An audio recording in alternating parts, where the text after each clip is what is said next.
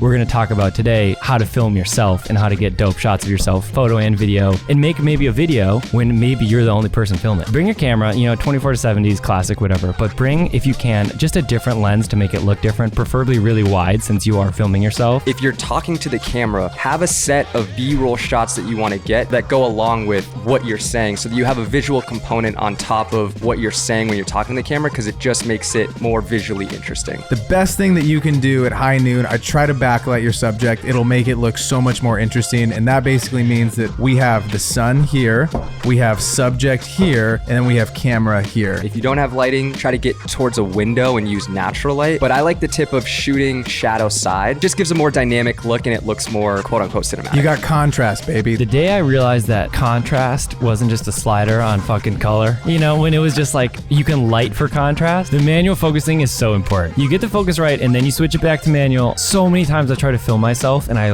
walk in the frame, I do this whole fucking thing, I do my little walk around, I walk this way and then I come back and it's just focused on a rock like an inch from the lens. That sucks, dude. A key when it comes to filming yourself is that you need to romanticize your life and pretend as though your life is a movie and feel as though your life is interesting enough to film, because we can get caught up in the, I don't know what to film, my life is boring. If you romanticize your life and look at it as a movie, you'll be able to film yourself in a more interesting way.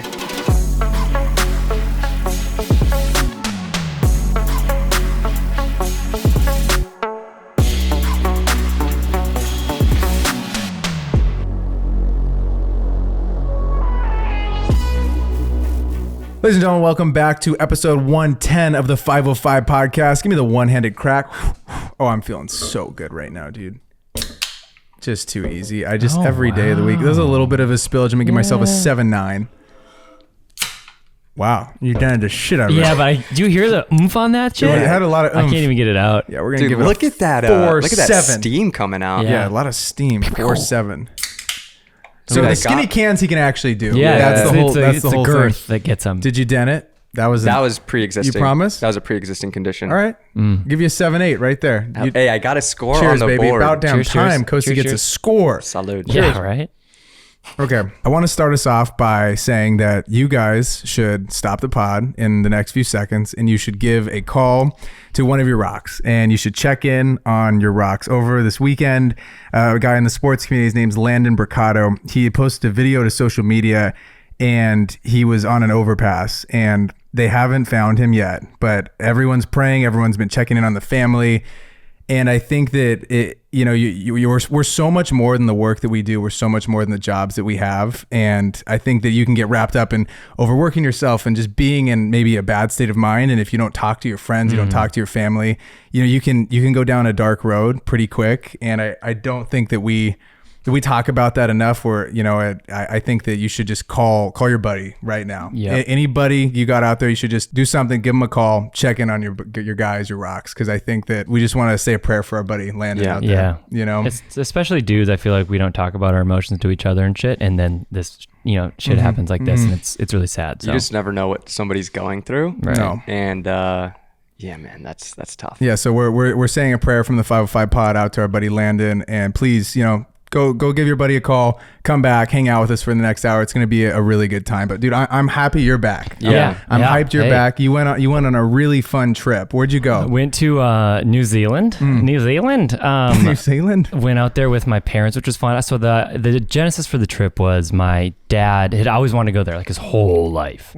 And he finally retired. And so he had time. And so we just kind of made it happen. And my mom tagged along too. So I made a whole video. It's I shot it. It's basically about just my dad experiencing New Zealand, and it's going to be good, I think. I'm really excited. Did you shoot it wide? Oh, horizontal as fuck. I even took photos horizontal. It was great. Come on. Dude, but it was funny, handed my dad the cameras. We hiked up to Roy's Peak, High Peak. I really like those landscape photos where it's you see the landscape and that's the focus, and then there's just the person that's maybe posting the picture is a little out of focus, and it's I don't even know if they meant to be there, because I hate when it looks superposed hiking. It's so embarrassing. Give my dad the camera, fucking nails it, dude. Come on. Not on purpose. He just doesn't know how to use a camera. So it's the horizontal, a horizon line, fucked up. Autofocus, I'm always out of focus no matter what if he's taking the photo. So it's a total hack. Just give your parent the camera. You get that nice, authentic looking landscape. Oh, I'm accidentally in the photo. I actually posted one of those. Your dad's big on the canted angle. Big canted angle. Just he's playing around with focus, dude. He's pressing the screen. You just don't know, dude. It's like getting film developed where you get it back and you're like, I thought that one was good, you know, just white and there's like film burns all over it. I get the shot set up and then I just give it to him and then he fucks around and does his magic with it, you know. Fucking funny though. Did he nail any of them? He nailed it. No, he literally nailed it how I wanted him to nail it. There's a couple where I am in focus, but it just, again, it's like, it just kind of looks like I'm like pretending to hike after we did this whole hike, you know? So I like the one where it's kind of like, here's a landscape photo and I'm just like kind of tripping into it. But dude, it was fucking, I don't know. He got something about him. He just like wanted to do all the shit. All of a sudden I was like, fuck it, I'm going to paraglide because like everyone was doing it. And I was like, I got to do that. Dude, your dad did it too? No, he wanted to. The rest of the trip, he's like, I should have fucking paraglided. Your story was so unbelievable. Funny. I could Oh shit. Okay, there's a dude. Shit. There's a dude on my back. There's this German guy on my back and he's so calm. And he's like, I'm going to take a video. And I'm like, yeah. And then I was like, all of a sudden I'm like, I'm not going to buy the picture package. But then I'm like directing him on like some shit. I'm like, hold it like this. So he has the GoPro. So it looks like it's from my POV because I thought it'd be cooler. Oh, you didn't take that on your phone. No, that was his GoPro because I couldn't bring my phone on the thing. That's like a whole soft. With like, it's soft, but also it's like you have to put everything in your pockets in the bag or else it'll fall out and kill people. Makes sense. It was tight though because you like run off the hill just on a cliff. Yeah. You just run off, go. And then I'm like, okay, this is sick. And it's like calm and peaceful. We're going over these trees. And then we get to like the edge of like the mountain that we took off on and just shoot up. And I'm like, oh, we are too fucking high. And I kept saying like, should we be this high? And he's like, yeah, the southern wind is pushing you up. And I'm like, fuck, dude. We're like, we are fucked. Like we went up like 1,000 feet above the mountain and then just slowly was over the city and I was pissing my pants. Had you done it before? Never done anything like that. I skydived once, but it was like a different kind of rush. I did it in Switzerland. I knew you had done it. When I started skydive in Switzerland? Paragliding. No. Oh, paragliding. Yeah. It's a crazy feeling. Yeah. It's like calm but scary. Dude, it's funny. Braden, have you done it or no? So wait, I've done. So you've done it. I've done it. I've done paragliding and parasailing. But paragliding is 10 times over crazier. water. What's right? the difference? What's the difference between the two? Parasailing, just like you're like a kite behind water. It's like elevated tubing almost. Oh, okay. Yeah, you're high up in the sky. You see, like in Mexico, yes, when they're like trailing. That's paragliding. Yeah. That's parasailing. That's parasailing. Paragliding, you just like run off a cliff. run off a cliff. But the parachute's already open, so it feels safe. You know what I mean? Does it? It felt way more safe than skydiving because you don't have that moment of like, God, I hope the fucking parachute works because you already know it works. It's already like you can feel it. Yeah. Yes. And then you guys just do a little run. Because my dad was like, were you pissing your pants? And I was like, I could, as soon as it was up, I was like, I could feel that it's got me. Yeah. So then running off, I was like, dude, I'm like basically light, like weightless. And it wasn't that scary. It is awesome feeling. Fuck yeah, dude. But again, so you don't have to give your dad the camera and get the autofocus shits. We're going to talk about today how to film yourself and how to get dope shots of yourself, photo and video, and make maybe a video when maybe you're the only person filming, which is hard to do. Maybe you're a lonesome rock. Maybe you're a lonesome rock. You're a rock creating stuff by yourself. Yep. And this is going to help you. It's an important skill. And I mean, this is going to allow you to not have to rely on another person. Yep. You're going to be able to do this by yourself. And I feel like a lot of people that are listening, you're like, I'm waiting to get a buddy to make this shot list, or I'm waiting for a friend to maybe help me execute this one shot. We're going to give you so many unique ways to make content today that it should be just a no-brainer for you today to pick up your camera and go out and make something. Remove a barrier from making a video. Come on, dude. Today's the day. What do you feel like you needed the most when you were out, maybe with your dad this weekend? What do you feel like you were missing out on?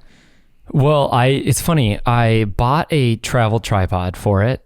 Didn't bring it because I was just like, dude, I'm not a tripod guy. I'm just not. The thing that actually ended up using the most was the lens that I accidentally stole from you. Because dude, it's all good. He put it in his case. I fucked it up on accident, dude. I didn't think it was in there, but because it was a 9mm, and so I could do the classic like looking at myself talking shot, which I really didn't want to do, but yeah, like holding it out. But sometimes you need to just kind of explain what's going on. But the reason I like that lens is because it's so fucking wide that I would pretend to be focusing it and you can see my fingers on the thing. And I'm like, okay, we're going up the cliff. And it felt so much more natural than just like a what up YouTube. It almost felt like a filmmaker's playing with his lens, kind of giving an update to, I would say to my dad, like, yeah, we're just got to get up this peak quick. And so it feels a lot more natural and pretty fucking neat. Where is this video at in your editing process right now? I just haven't even started. Haven't touched it. I've like cut it in my mind as I was going, but yeah, I haven't gotten there. So is what I would say though, gear wise, You bring your camera, 24 to 70s, classic, whatever, but bring, if you can, just a different lens to make it look different, preferably really wide since you are filming yourself. And then you can also get like wider landscapes of yourself where you don't have to fucking put the camera super far away from you to get, you know what I mean? Because then you have to run all the way back. You're scared someone's going to steal it. If you have really wide lens, you can put it pretty close to you and still get that wide, like cool shot. Do you feel like I've been using the Gorilla Pod a lot. Nice. Do you That's the best. That's what you should do. I've been loving it. Yeah. And I can just stick it in random places. It's very convenient for me. Yeah. Okay. Because otherwise, I'm just finding rocks that I think look pretty level, and it's a bitch, dude. Mm-hmm. If you have the Gorilla Pod, it kind of removes that. I'm a big tripod guy. Yeah, he is. Yeah. So we see 3 different rock styles, right? We got a tripod, Gorilla Pod, and no we pod. just raw dog on a rock. I'm a rock guy. Big rock guy. Well, on top of like filming by yourself, I went to Yosemite last fall with my girlfriend, and I filmed us, and it was something where it's like, I want to get shots of both of us. So it's like, not only are you filming yourself, but if you wanted to get a shot of your whole family, filming it, or, self timer for photos, you can do that. You can't, if you're relying on a rock, like it's a little rock, not a person rock. Yeah. Can be It's a a little little hard. Can be a Yeah. little tricky But sometimes. I would say a tripod is must have. I think the biggest one that you and I have that I'd be so butthurt if I didn't have is a flip out screen. And if I didn't have my main camera having a flip out screen, that'd be kind of it for me. Yeah, dude. It's funny because when I was filming stuff in Yosemite, and when I do film myself, in my room doing the talking head or outside, I'm using the ZVE1, which has a flip out screen. Oh. Okay. So Just want to throw it out there for those go that touch grass. might not have a flip out screen. So you have a ZV1 and an A1? Yeah. Oh, wow. Because the A1 doesn't have a flip out screen. Right. That's all you need. I also had an A7C Mark II. Oh, really? Because Christ. I do brand deals. Right. I heard And of 'em. Sony sent that to me. I just didn't know if you'd ever gotten anything free from Sony. I wouldn't accept Wouldn't it. accept it, yeah. No, Return to sender, dude. Yeah, that's why that's there. I buy all my shit. I like spending it. Yep, there you go. Another important piece of equipment, though, that actually is really helpful if you have it. It's kind of a luxury to bring on a trip like this. A fucking drone, dude. Because you can put it up. All of a sudden, you have a locked off shot of yourself, whoever you're with. And like I was doing the thing because a lot of it, we basically drove around the entire South Island of New Zealand, which was like, we'd be in the car for like 3-4 hours every day because we just wanted to see everything. And so you need a lot of car footage, right? I was getting a lot of cool stuff. I had the GoPro mount, put that on the car because it kind of film us that way, which is a nice little thing. But I would get out on a rest stop, launch the drone, get in the car, and then we just drive for like miles. And I just like follow it and like try to do cool shit and not crash, and then get off on another rest stop and land it. Well, don't the drones now have like you can select the subject and you can do all these different movements and track it? You're just manual? I think you can. I just rip manual. Yeah. I don't know. Yeah, you're just. I don't think I trust it, and 2, I do think that those shots have a look. They they look a little AI. Like a little bot just did it. I always want it to feel more like a movie helicopter where it's like you can tell it's like just a camera and it's like not like perfect, you know? So let me ask you this: what I want to buy, I think, is the smaller drone that's less than 250 grams. Yeah. Because I feel like every time I'm flying the drone that I have contraband in the sky and that someone's gonna arrest me. You're totally right. You know, it is scary. And I'm like, are you gonna give me a ticket? And $1,000 fine would make me so upset for just putting it up. And I want to just throw the reverse Uno card if a fishing game walks up. Because in Joshua Tree, there's all those signs. Yeah. You can't fly. And every time I fly, I'm like hiding behind a rock, you know? And I feel like if we just have the little drone, then whenever a cop, I'm like, it's 250 grand, Right. 249. You can't give me a ticket. Which is huge. Because I feel like I'm really actually particular about where I fly my drone, even as a drone guy. Like, if there's a lot of people around I don't know, I won't fly it. It just like feels like it's going to there's a lot of pretty landscapes that we'd stop at. And I'm like, I'm just not going to put it up because then it kind of ruins all these people's Disrupts experiences. their little moment. Yeah. And like national parks, I like listen to the fucking rules because I just don't want to be the guy that's like, oh, I'm fucking enjoying the sunset and there's a drone zipping around, you know? Speaking of tough. driving in the car a lot with your dad, you guys were watching the game. Yeah. I would have loved to see your dad's reaction to the T-Wolves just going off. Well, the second game 2 was it was probably the best day of the whole trip because we did that hike early in the morning. We planned it so that we hauled ass, dude. So the hike is 10 miles total, so 5 up, but it was 6,000 feet elevation gain. So you're just walking up like a 3-step every, like say you're on the steps, there's like 3 steps every step for the whole time, dude. And it was like killing it. And he's pushing me because he's like, we're not missing the start of this game. So I'm like dying. But we got back, and then like I grabbed a cider, dude, and just like sat out in this little area and watched the game. It was fucking so sick. Just so stoked the whole time. It's funny because I was blowing up the group chat because it was just such a good game and you weren't responding. I was like, oh, he's probably asleep. Nope. And then you're like, oh no, it's literally like tomorrow. Yeah, it was like 19 hours. But I was watching the game on my phone and I was nervous I'd fuck up the stream by responding to stuff. Makes sense. It was probably pretty annoying that I was just like texting. I liked it. I like the hype, dude. We were fired up for you here. Yeah, everyone was getting juiced up. I appreciate that. So on the topic of planning out your hike, planning out your stuff, do you feel like that is one of the most pivotal things to actually making your video is the pre-plan and knowing what you need to get? Dude, 100%. I feel like you got to kind of figure out, you have to have some idea of what the video is fucking about beforehand. Because like, I didn't know when we landed and I was stressed out, and then I was just filming some stuff. It was like the second day there, and I I actually just like was filming my dad, and I was like, how long have you wanted to come to New Zealand? He's like, years and years. And it's like kind of a funny clip. And I was like, oh, that's the video. Cause then also I had someone else to film, and like I could film myself too. So then after that I was like, okay, I got it. And then I kind of just try to think about like the itinerary of the trip, and then kind of like a beginning, middle, and end for like the video, you know, and just like shots I'll need, shots I probably can just like put the camera down and stop using. But I filmed like basically the whole time, dude. Do you write it in your notes, or do you have it in physical, like on? Yeah, I just go notes. And sometimes I'll get a shot, like for example, I got a really wide shot of a bench, and someone sitting on the bench that looked just basically like my dad and dressed similar. And then I was like, okay, that's a sick shot. And then from like super wide of this thing. So then I wrote in my notes, like make sure to get a match like shot of that like close up. So then we were coming back down from the hike and we were close to this bench. I like had him sit down. I like pulled the camera like through like the beam of the bench. It like is pretty cool. And so then I can cut to that, you know what I mean? Like little things like that. That Huge. Just make it so much better. Yeah, like makes it feel like you planned it all out. And I think when you're doing shoots outside and you're out in nature, I was telling Coach this beforehand, like I like to have a little 30-degree change. And like you're saying, you have this wide, you have a varying perspective shot to cut to, and it just makes it look like there's 3 people there filming everything. Yeah. And when it's just like, you're just making a mental note of, all right, I need to get the close-up shot of my dad sitting down on the bench. It makes it just ties it all together. Huge. I will say, I think there's 2 different types of videos where filming yourself comes into play. What you're talking about is going on a trip and filming yourself that way, right? Yep. And there is planning that you can do with that, and I think you should do some sort of planning going into it. But of course, there's like the unknown.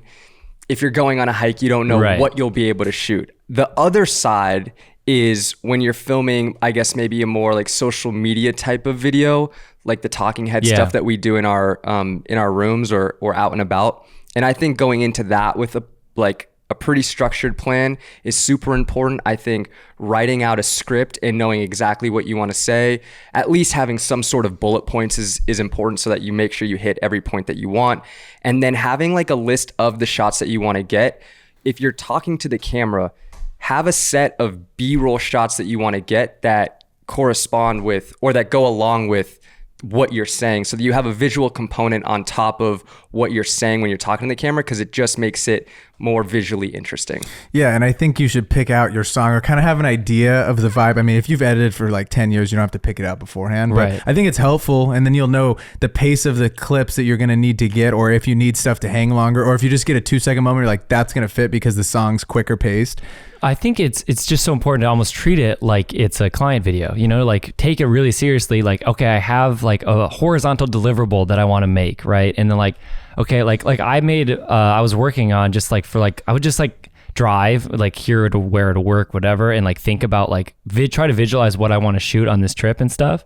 And I would like end up making like a little Spotify playlist of just like kind of song vibes that I wanted to like maybe use for the video and shit, which I will probably just take from Artlist eventually. But like I would have Spotify songs and be like, okay, I'll like find something like that on Artlist just to get like a mood for it, you know? I also find that when you are filming yourself and you are talking to the camera, depending on the type of video you're making, the song matters a lot because you almost talk a little bit differently. Like if it's a more hype song, or maybe you come a little bit more animated, or if it's a little bit more like slower pace, like relaxed, so you're going to kind of match the vibe of the song with the cadence of how you speak. And if you're new to it, and this is maybe one of your first few times making a video like this, I think you should overshoot a little bit so you have more to play with. The worst thing is when you're starting out and you have this grand idea and then you go out and you come back back and you're like, damn, man, I'm missing all these different types of shots. So especially when you're first starting out, overshoot it, have way more to play with, and that way it'll just help you out when you actually go to edit it. I also think having visual references, if you pull, inspo from movies or TV shows or even photos or art, and you're like, I want to get that type of shot. Let's say you want to get maybe like a really silhouette shot and you want that to come into play different parts of your video. Having that beforehand, you can be on the lookout in certain locations of like, oh, this is a great composition that goes along with like a different part of the video. Yeah, dude. And when you're physically shooting, I mean, this is the bread and butter. This is going to be the real fun part of the day. I think if you're shooting at high noon, because it's unfortunate, like you might be on a hike at noon and you're not going to be like, hey guys, we have to go hike at 5 p.m. It's the only time I can hike because I got to get this shot. Okay. So you're shooting at noon, right? The best thing that you can do at high noon, I try to backlight your subject. It'll make it look so much more interesting. And that basically means that we have the sun here, we have subject here, and then we have camera here. We're shooting towards the sun and the subject is kind of acting as like this little buffer in between us and the sun. It makes it just look a lot more interesting. Way more dynamic, less like soap opera-y, more like a movie. If you aren't shooting in the middle of the day and you are shooting in a more controlled environment and you are using lighting, if you have lighting, amazing. If you don't have lighting, try to get towards a window and use natural light. But I like the tip of shooting shadow side. So whatever side the light is on, let's say the light is here and your subject's here. You got to go over to YouTube, bro, and subscribe. I'm telling you guys, that's a big one to see this visual representation. Put the camera on the side in which the shadow is. So the opposite side of where your light is. It just gives a more dynamic look and it looks more quote unquote cinematic. You got contrast, baby. That's the difference. When if you shoot on the highlight side, it just looks flat and everything looks just bright. Right. Like you're like, what's going on? But when you shoot on that other side, you have this light and then dark, and it just looks a lot more interesting in the frame. Dude, the day I realized that contrast wasn't just a slider on fucking color, when it was just like you can light for contrast, God, it makes it look so much cooler. Changed everything. You need some everything. dark shit in your fucking frame, not just pulled the slider all the way up. Because if you've ever watched like Grey's Anatomy or something like that, everything just looks very bright. Like they just look very. There's no shadow whatsoever, or you watch a soap opera, right? Everything is very well lit, and it's like, oh hey, or an infomercial. You know what movies like that is fucking Jurassic World. Really? I tried to watch that the other day because they comp in everything, and so you can put in everything in post later if there's no shadows on anyone. So everyone is just like super like softly lit, and it's so lame looking, dude. I fucking hated it. I couldn't watch it. Going back to your point of every shot should change like at least 30 degrees to get more, to have it more visually appealing. I think whenever you're at a different location, you should try to get 3 different shots: a wide, a medium, and a close. The wide is your establishing shot. The medium, it moves the story along. And the close or the tight shot, it brings the viewer more into your subject or the story that you're trying to tell. Yeah, I think that's the fun thing about shooting yourself too, is that there's only so much of you, so you like have to get real fucking creative on like what you're about to shoot, So like even like a super, like I put the camera down on the wide angle, put it right next to my boot and like tied my boot, and it looked crazy because it looked like the fucking shoelace was like going like into the lens and like so far away from it, just because I was like, I need another way to show that I'm putting on my boots, And if you're filming yourself, it's really helpful to flip it into manual once you've gotten your shot. So use your flip out screen. Let's say you're tying your shoe, get it in autofocus, press it. This is the spot that I want to be in focus, and then flip it back to manual. That way, when you're tying it, the lens doesn't grab to your hand and then go back to the shoe, and then it looks silly. And it's just frustrating, especially when you're by yourself and no one's like looking at it to tell you, oh, that's out of focus, because half of it might look great in focus and you're like, that looks great, and you don't watch it all the way through, and then you get home and you're like, damn, I'm out of focus.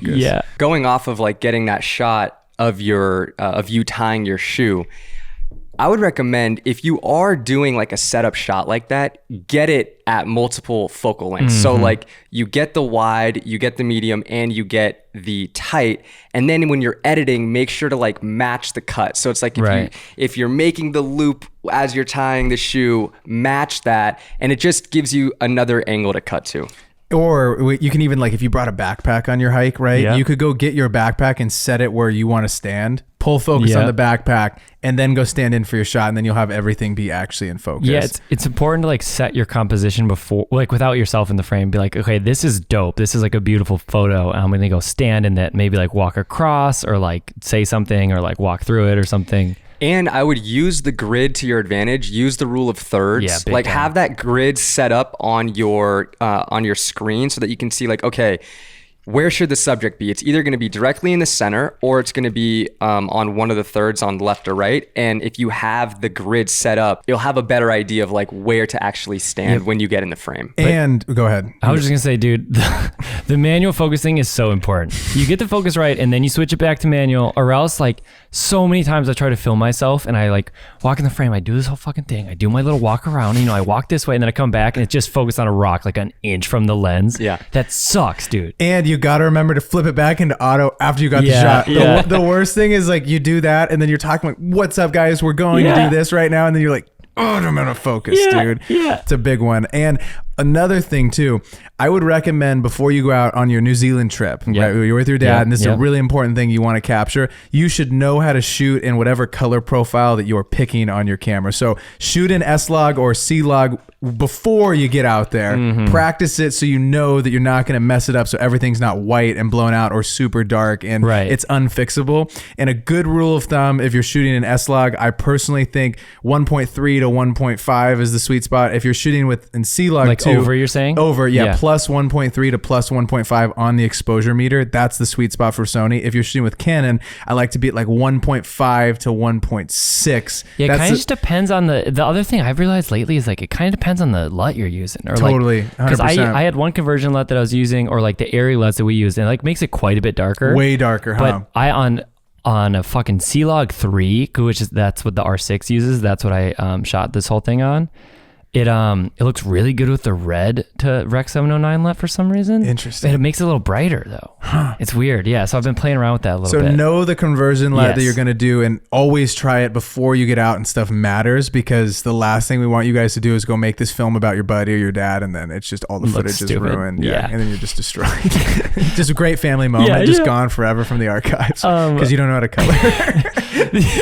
The other thing too is that if you're filming yourself, you're gonna have a lot of shots of yourself, and sometimes that can get boring. So flipping the camera around and like maybe you have a shot of like your eye or something, and then you flip the camera around and get a cool like POV like from your view angle of like either what you're seeing or like pushing forward in front of you, just to kind of change it up.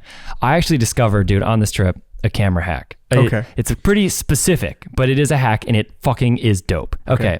Anybody can use this. Probably. You need a couple things, but anyone could do it. Okay. So for example, I had an R6 and a 9mm lens that is for a crop sensor. And it's so wide that on a full frame camera like the R6, it is just like a black circle around like the outer probably third of the whole frame, right? And I'm like, well, I want to use this because it's so cool, but like I'm gonna have to just crop it in post, which is fine. I'm just gonna do that. I'm gonna crop it in post. And then I was playing around with it, and you know how it's like pretty shaky, that lens, because there's no stabilization on it. So I put on, and I go to in the camera, I go to internal stabilization, I turn it on. It punches in a little bit and it's a little better. I'm like, that's nice. But then I go down to enhanced, bro. So I go to internal stabilization, enhanced, and it crops in a bit, which I always hated, but it crops in the circle out now because it's a 9mm. So it crops in so much that you can't even see the circle. It's just a nice horizontal frame. And it's smoother than fucking shit, dude. Smoother than a Ronin. Like, it's crazy. So there's so many times I'm just running in New Zealand holding my camera, and I have some like crazy tracking shots with it. And when it's so wide like that, like you can put it really close to like this table, for example, and like push into Costas, and it looks like it's on like a crazy like dolly super track. Long runway because it's so wide that you see so much of this. It's sick. And I have so many shots like that of like running at my dad as he's hiking up, so there's like a crazy converging angle or like other stuff like that. And dude, if you have a full frame camera and a wide ass lens and the camera has enhanced stabilization, it'll fucking solve all your problems, dude. You guys got to know your camera. You got to know the little fun tricks. You got to know the tricks. I didn't know a fun trick. We got to share this before we continue on. I didn't know that the C70 had that anti-flicker shit. Yeah, clear scan. Yeah, clear scan. They need to make it anti-flicker. Why do they change the name? How am I supposed to know what clear scan means? Because I remember one day I was like, what are these things? And because sometimes on a shoot, I'll have like an hour where I'm just fucking sitting there and I just play with the menus. And I was like, what is this clear? Because there's angle, there's speed, and there's clear scan. I was like, what the fuck's clear scan? And then I pointed at like I thought that maybe it was what I wanted it to be. Pointed at like a street light and flicker just went right away. So if you're using a Sony or a Canon, these cameras have this thing called anti-flicker for the shutter. So if you've ever like filmed a concert or been inside at like a 7-Eleven or something, right, and you're trying to film, the damn lights like flicker and then it ruins the shot. But this anti-flicker thing makes those just go away, and it makes the frequency correct on your shutter speed. It makes it like 50 point da da da da. Yeah, it like figures it out, which is crazy because basically unbelievable, dude. The lights, shitty lights, or like lights in a 7-Eleven don't refresh fast enough for your camera, right? So if you're shooting 24 frames per second, your shutter speed's like 1/48. That means that 1/48, the light is actually refreshing slower than that. It's like refreshing one every like 20 frames, not 24 or seconds. And so it looks terrible, right? But like these like aperture lights, super fucking fast refresh rate. We could shoot 1,000 frames per second and you wouldn't catch that it's like bum, bum, bum, bum, bum, bum, bum, bum. But in real life they are, right? So yeah, weird. You need that clear scan because it figures out the frequency that it's bouncing, I think. Unbelievable. Anyways, this is a random tangent, but yeah, it's important. Back to post-production and how you guys can actually dial in this movie and make the magic happen. I think it's really important to think about the sound when you're out capturing stuff. So I don't know if we mentioned it earlier, but you should have a mic, good shotgun mic, shotgun from maybe Rode, Shure, maybe what is another company? What else is there? Give me another one. Sennheiser? Sennheiser's got a shotgun mic. Does it? I don't know. Yeah, I use a Sennheiser shotgun for some stuff. Oh yeah, they definitely do. They have a shotgun. But look into investing in a shotgun. That's going to allow you to get good audio when you're out in the field, and then when you get back home, we have an insane resource for you guys. Okay, if you've listened to the pod, you know that we use Artlist.io for all of our music and sound effects. They have this crazy thing where you can pick the song, and then it'll even throw you some sound effects that you can throw with the song to actually make it make sense. Or you can download the stock footage on their website, and it'll say, hey, this guy's walking through a creek and we have some creek sounds. We also have a branch breaking, and it just gives it to you. You got all the sounds. Boom. It's honestly, dude, a little Artlist hack I just thought of. Tell me. Say you got a dope shot of yourself walking through a creek, and you don't know how to like get the sound effects for it, like which ones you want to use. You could search stock footage on Artlist, guy walking across the creek, and then just see all the little sound effects they suggest and use those for your shot. Hack City. Bang. Come on. And if you don't want to leave your house and you're filming a talking head, you can just use the stock footage. Yeah, bang. Just right there, dude. Artlist.io. Or you don't want to like throw your drone up in New Zealand because there's people around, and then you just grab the stock footage, bang. You could pretend it was yours. We could have been full-on travel influencers if we just used just the stock. Artlist. That's such a funny idea, dude. That is kind of crazy. We just make like an avatar and like pretend. Yeah, where we're on all these crazy places. Like, you know, like the AI Instagram models yes. where the guys like fall in love with. Should we do a trio one and we just are experiment. always in different places? We make like Ben Smolder and he just travels the world with 6 stock footage. You get 2 months free though down below if you use our little code, and it does help the boys out tremendously. We do get a commission off it, so please check them out. It's what we all use. It's amazing. But the other thing though is when you're out there, we have like a handy recorder that we use to record the pod with. I would bring that on a shoot, or Foley. Yeah, a little Foley. Walking across some sticks, you know, and maybe a little waterfall situation. You can just have a few of those to add in later. Maybe a bus driving by and you have another shot of a car whizzing by, whatever. That's going to be super helpful for you when you go to actually cake in all these little sound effects after. Speaking of sound effects, you have a sports sound effect pack. Yeah. Oh, nice. And I was just thinking, right? Yeah. Let's say you're an athlete listening to this and you need to film yourself, you know, for like a D1, like you're trying to get recruited as an athlete. You know that's gonna help if you have a sick fucking soundtrack and like sound effects for your mixtape. And then if you hit a home run, it's gonna make it sound way better. Bang. It's gonna be like boom. It's like, oh shit, we gotta get this guy. You hear how he hits the ball? Yeah. Smooth. That's smooth. Just saying. Smooth, it'd be cool. dude. Smooth. You know what? For V2, you need to have like a hype guy. Like hype tracks, like back, gone. You get a bang, a double bang. Did you hear the DiVincenzo double bang? Yeah, I was so hyped. No, dude. Also, quick shout out to our previous guest, Jordan Swish Cultures, because his breakdowns after the games are amazing. 10 out of 10. And his voiceover is like so good. He's so good at it. One shot Tommy, dude. He just gets that mic and just goes. It's crazy, and he has some like bars too. Oh yeah. I love when he's like he hit the same fade again because he went to the same barber, and I was like, sick line, dude. Yeah, and I'm just like, dude, I like love all of his. They're so good. It's so entertaining. He needs to make those every day. Yeah, I enjoy watching them so much. I love those videos. I kind of feel like when he asks players' questions. They're like so in depth because he used to play that he's almost like the guy on Hot Ones. And the people that he interviews are always like, damn, that's a really good question. Every time they're like smiling. Like there's one with Ann, he's kind of just like looking at him like, damn, like, dude. It's a great question. It's like, thank God, finally a good question. Dude, they ask some stupid shit, man. These guys ask terrible questions. Oh my God, terrible. The clip of the reporter asking Russell Westbrook, like, did you guys lose this game or did they win this game? He's like, the fuck are you talking about? Did you see Ant's response when the guy asked him? He's like, so you said you like look up to KD in the previous series. Do you look up like guys you're playing in this series, like Jamal? How old is that guy? And he's like, what is Jamal? 27? Hell no. He's like KD's 37. He's like, I'm 23. I don't care. 27. What are you talking about? Wait, it's so funny, dude. Did you see the Luka post game with the moaning? Yeah. Unbelievable. And he's just like so embarrassed, dude. What do you think? What was that? I don't know. I think a reporter was playing porn on his phone on accident, dude. Crazy. Like opened up his laptop and it's still up there. On the private? Because they're think about it. They're staying in hotels, dude. Well, you know what you do in hotels. And it's the first time he'd opened up his laptop since got out of the hotel. Maybe he was going through sound effects on Artlist. Those aren't on there. No, those aren't on there, dude. I've searched for them. That is actually in BFIGGY sound effects. Yeah, there you go. That's V3. V69. I'm working on that right now. Dude. Adult films. Oh my God. If you want to get into that. Post-production though, back to what we're talking about. Very important. It's how you actually are going to make this thing come to life. I will give you two tips with the sound design. I think this will help a lot. J and L cuts are going to help you out a ton. Okay. So let's say, I'm going to just briefly break this down. Let's say Chase is hammering something in one scene. Next scene, he's outside and he's walking his dog. Okay.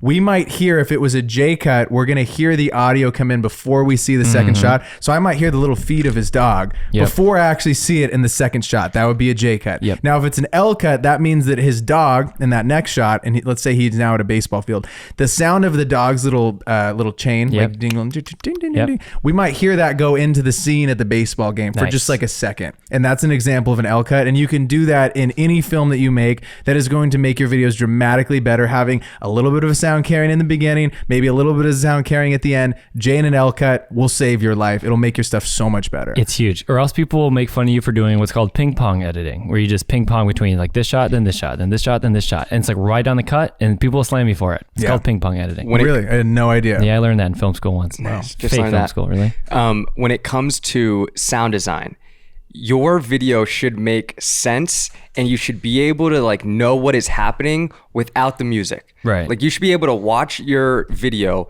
and just have the sound design and like it should match what you see on the screen, and you shouldn't be relying on the music. The music is kind of like in addition to the sound design. Scott Ohashi, who we've had on before, you guys should go listen to the Scott episode, but he has amazing sound design breakdowns, and he'll pop open the timeline so you can see this is the whoosh, this is the hit, this is the riser, this is an external sound effect of someone taping their wrist. And when you see it all together, it makes so much more sense because you're like, it transported into this different world that's no longer whatever we're seeing. It's like we're in it, we're feeling it, and that just makes it's the difference between little rocks and the boulders, man. You put in some time into the sound design, it's gonna make everything so much better, and you'll have a very completed film, not just something that's like, oh, I'm gonna swipe right by it, I'm not gonna remember. They will remember it if you go ham on the sound. You have pretty color, you have a good story. People are gonna remember that video. Dude, let's get into just some general tips going off this. So actually, kind of going back to what you were saying about you got to know your color profile beforehand because you don't want to learn it on the fly. I shot out of a helicopter for the first time, and I remember the night beforehand I was thinking like, I don't know if I know how to shoot out of a helicopter, and I was like, am I gonna like learn some stuff on this trip? Fucking did. So really is what I learned is like we're in the helicopter, I'm shooting just your normal shits, right? I'm shooting 24 frames per second, 1/48 shutter speed, and it looks great, but it kind of just looks like a drone shot. Because like you don't see the blades because they're swirling past so fast with the slower shutter, right? The regular shutter. And I'm like, I already have drone footage. Like this doesn't really do anything for the video. And then I was like, well, I kind of want to see the blade. So I cranked the shutter. So then you can actually see like them whipping past, which was cooler. And then I was like, this is cool. And I thought I would want like my more telephoto. So I was shooting at like 70 millimeter. Because again, like everything's going to be far away from me, right? In a helicopter. But I was like, this just doesn't really look like I'm doing anything that special. So then I actually hot swapped the wide ass lens out of my camera from the pocket. Come on. And then so with the crank shutter and the wide ass lens, now you can tell I'm in a helicopter shooting through a window, and you see the blades going, and then in focus is the fucking scenery, right? So you have like autofocus helicopter body, autofocus blade spinning, and then beautiful scenery. And it just looks so much cooler than just the shot of the grass, you know, or else it's just stock footage. It's all about experimentation, baby. Yeah, I just really had to experiment. I didn't get it towards the end, so I was kind of bummed because the beginning of the helicopter was probably prettier. But like, it's important just to like, look at, okay, what's the environment and be like, how could this feel cooler? Or else like, why is this special and how can I show that it's special? Was it doors on or off? Doors were on. Why are you flying doors off? Damn. No, I've never. But I've never been in a helicopter. I was real nervous, dude. Really? They're sick.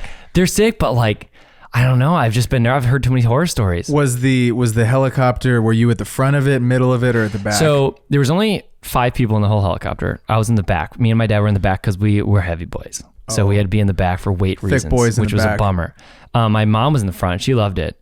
And then we got to land on a glacier, which was sick. So we got out. I was like, ah. And then I want to film this stuff. And he's like, you got to go back in. I was like, no. Did you have a sip of the water? Could you drink that or No, it wasn't. We were like a little above where the water was flowing because we couldn't like get into it. But that would have been sick, actually. Gosh, That's a good point. yeah, it's like bluer than shit, though. It's Really? crazy. Yeah, it's really weird. The video you posted, the reel, beautiful shots. Love it. So if that is a taste as to what you got, I'm excited to see. I the can't video. wait, dude. Yeah. I've been really itching for a chase Dope. video. Yeah, man. I'm gonna make I think I'm gonna make it just a separate reel of just the helicopter ride, and then start working on the whole shebang, which is gonna be like 3 or 4 minutes. Collab post, please. Yeah, got it. Hey, and please, yeah. It's really cool that you got to go out to New Zealand, but that's, you know, a once in a lifetime trip that you got to take with your family. And sometimes, most of the time, you're not able to travel like that. And you can maybe feel as though your life isn't as interesting, right? But I think a key when it comes to filming yourself is that you need to romanticize your life and pretend as though your life is a movie and feel as though your life is interesting enough to film, because we can get caught up in the, I don't know what to film, my life is boring. If you romanticize your life and look at it as a movie, you'll be able to film yourself in a more interesting way. And you got to just leave all perceptions of whatever people are thinking about you out the door. It's hard, dude. I was filming for this Clark's video. I was at a park across the street, busiest park ever. And I'm having to be like a fashion model. I'm also by myself. You know, I'm rolling solo, right? And I'm like sitting up against a tree, fixing my shoes. This guy is fucking laughing at me, taking videos, right? I let him get a little real estate in my head. And I was like, yo, I'm making money right now, dude. And he like looked at me and I'm like, I fucking see you filming me. And he's like, he was filming you? He was filming me, bro. And Fuck him. Yeah, I know. Fuck that guy. Free advertising. But I like take a step back. I should just be like, yo, fuck that guy in my head. I'm just going to keep doing my thing. It doesn't matter what this fucking nerd thinks about me. It's fine. I'm not even know this guy. But dude, you let it like get in your head, especially when you're starting out, bro. And dude, people are talking. They are, dude. They're like, oh, this guy's a fucking nerd. He's doing this for 4 people. That's what they'll say. I've heard the chirps, bro. I've heard them, and we've probably all been there. But once you do it for a certain amount of time, you just have to tell yourself that this is my job. I get paid to do this. I'm going to keep doing it until it's actually a thing. And then pretty soon you'll wake up and it'll actually be a thing. And you'll be like, damn, I kept going because I didn't let that, stop me from doing the thing that I actually wanted to do. As long as you feel like it's good. You know what I mean? You'd be like, okay, well, I feel like this is good. Maybe it's a little like, maybe it was embarrassing to make, or like maybe people will like judge me from high school or whatever. But like, I feel like this is a good video. Then it's good enough to post. Because then when you're later on in life, you look back at it and you won't be grossed out. It's like, no, that's pretty good. Bro, the high school Band-Aid is a tough one to rip. That's the hardest first Band-Aid to rip off. Is like you graduate and like, let's say you're the video guy now in college. Yeah. And you're like, I'm making a video today, dude. I'm talking. That you're getting sent to some group chats, man. You know it. Those shares, those aren't positive shares. No. Dude, most shares you get in the beginning, it's like, fuck. Yeah, you're sitting depending on you, and then you watch again, like thinking about the person that shared it, and you're like, oh, that was a roast share for sure. Oh my God. I got a few of those in college, dude, for sure. No, but it's funny because now, like, we've all done this job for so long that now you're hoping that most of those are like happy little shares. You hope so, dude. You hope it's just funny. I will say though, it's a muscle. Like talking to the camera and filming yourself is a muscle, and the more you do it, the more comfortable you're gonna get, especially out in public. Another tip is like, if you go into it with confidence, and that confidence builds the more you do it. But if you go into it being like, I'm doing this and I'm confident in my ability, like it's kind of similar to when I'm in a club shooting concerts, and if I go up to someone with a positive attitude and I'm hyped and I come with confidence like, yo, let me film you guys, you get a different reaction than if you go up to them and you're kind of timid, like, can I film you? Like an event, you know what I'm saying? Yep.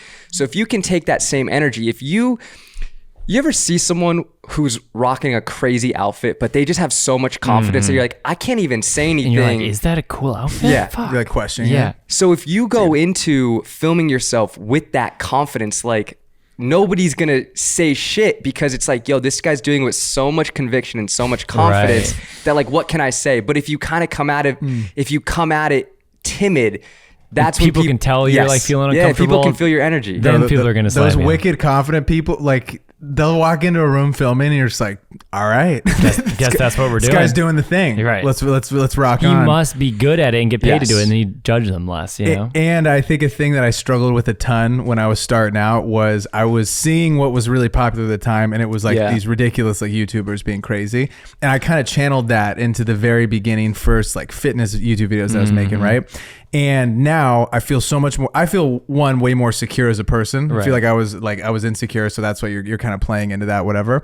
Once you're secure with yourself, you're confident in the things that make you. It becomes exponentially easier to produce a video and like talk to a camera and just put yourself out there, because no matter if someone roasts you, you're like, nah, like I know I'm a good person, like I know what I'm doing, and putting out isn't what this person thinks of me, so it just doesn't matter, and it'll make your life so much easier when you put yourself out on the internet. Just know like, yo, I'm a good rock, like I want to do this I have these reasons for doing X, Y, and Z, and no matter whatever someone thinks of me, it just doesn't matter. I'm gonna keep doing my thing, and then eventually it'll become your thing. Yeah. It feels just more authentic that way, because if you're trying to play up this character, it's like people can tell that through the screen. You might not think they can, but it just comes off as inauthentic. I will also say, if you are talking to the camera and filming yourself, try to think of talking to the camera as if you're talking to like just one person, your best friend, as opposed to potentially millions of people. Because if you can just talk to the camera as if you're talking to your best friend, it comes through in the screen when the audience is watching. They're like, oh, he's talking to me. He's not talking to like however many people. Yeah. I mean, and if you think about it, for 99.9% of the videos that you'll probably ever make, it is one person. Think about how people consume the stuff. It's like they're on the subway, they're in their room, whatever. It's one person. It's not like there's 50 people like, watching in a big let's room. watch this YouTube video. No, it's one person, and they're watching in their own little way at the gym, whatever. And that, I think, makes it a lot easier for you, and it's like less stressful.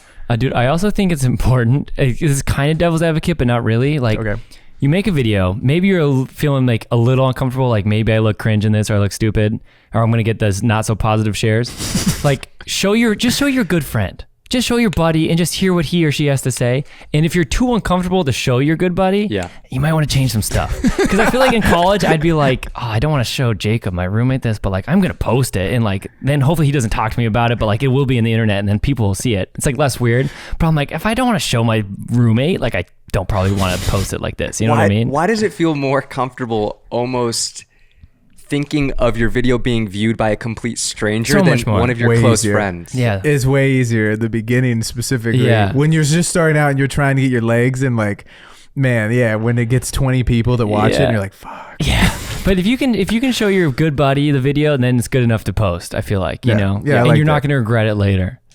Yeah. I take it. It's important. Bro, ladies and gentlemen, thank you so much for tuning into episode 110. If you're still here, please hit the sub button. Leave us a like. It helps us out a ton. Drop a comment down below. We'll see y'all next week. Peace. Bye.